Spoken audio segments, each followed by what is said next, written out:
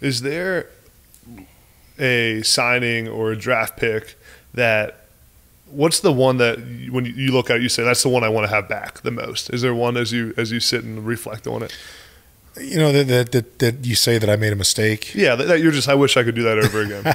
I know there's very few. God, I can't. Yeah, no, there's a lot. There's a lot. You know, if I had a crystal ball, I certainly would go back and look at some of those draft picks and you know, sort of ask for a redo. But you know, you put a lot of stock into the team aspect of it, that we have a scouting department, we have a coaching staff. You sort of all want everybody to be on the same page. Yet at the end of the day, it's your decision, and you're the name that's attached to it.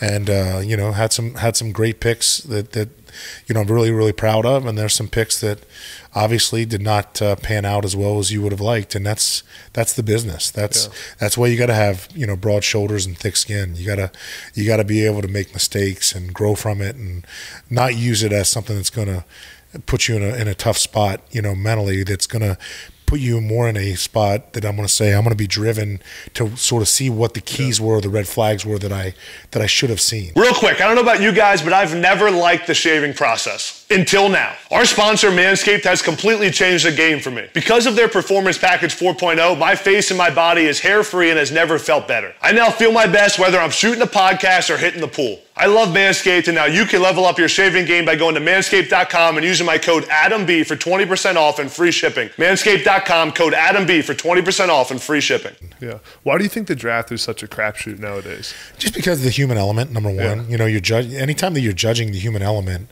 and you know the passion, the heart, and the ability to see and process information, as you know, smarts, how much you love it.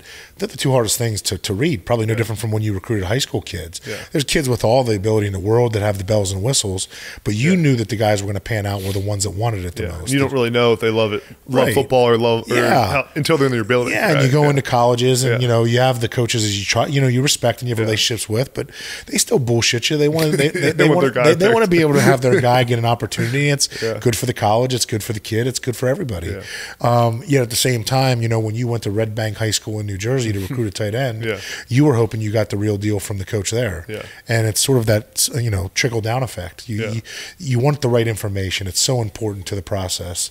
Yet at the same time, you got to dig and you got to do your own homework.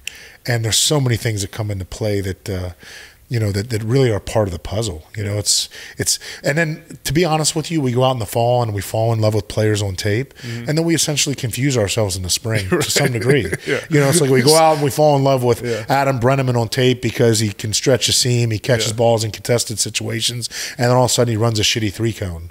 You know, on Sunday we don't run the 3-cone at 1 o'clock. I'm sorry. It's like analysis paralysis, right? You spend too much time sitting there. Just overthinking the process, and you know that happens to all of us.